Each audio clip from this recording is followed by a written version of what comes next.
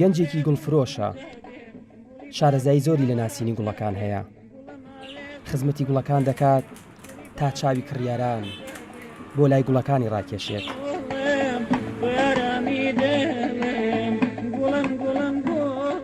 گوڵەکان وەرزەکانیان جیاواز بۆ من کۆمەڵێک گوڵ هەیە لە وەرزێکە ئاشی کە پاییز و زستانە کۆمەڵێکتر لە بەهار و هاوی ناژی.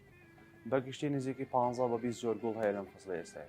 ئەو کەسانی کە زیاتر خواستیان لەسەر گوڵێک هەیە دیاریکراوە بۆ منە گوڵە باخە، گوڵە بە ڕۆژەیە، مەسەلەن گوڵی ورد هەیە سپی عروسی پیاڵەنجی پسۆفیلیا، ئەمانە زۆر بەکارێن بۆ دەستی بۆ مناسەبەتان.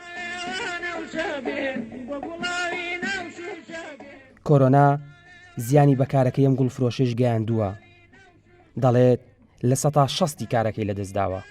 کۆرۆنا نەخۆشیەکی جیهانی و کاریگەری لەسەر هەموو وڵاتێک هەیە، بەتایبەت ئێمە چکە ئێستا هاتوچۆکردن کەم بۆتەوە، مەسەلەن مناسەبەکان نەماوە، زەواج کەمتر ئەکرێ، مەسەلەن ماوە تەخەڕوجمان لە پێش بێمە تەخەڕوجمان نەکردووە، بە نزیکەی تقریبان ئەچێتە 160 بۆ 170 زەرری لە ئێمەیە، چکە بەگشتی ئەم ماوەی کەرەنتینە ئێمە نزیکەی مانگ و نیوێک ئێمە دوکانمان هەر نەبوو.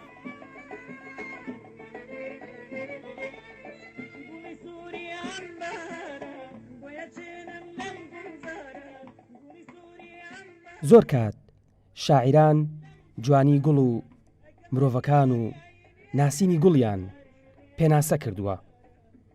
وەک مەحوی دەڵێ ئەرێ دڵ بێ شەرابی لەعلی گوڵ ڕەنگت لە گوڵ چ بکە، کە جیلوەی گوڵ لە گوڵ شەندا نەبێ، بولبول لە چڵ چ بکە. ئاوەر عەلی گەلی کوردستان، سلێمانی.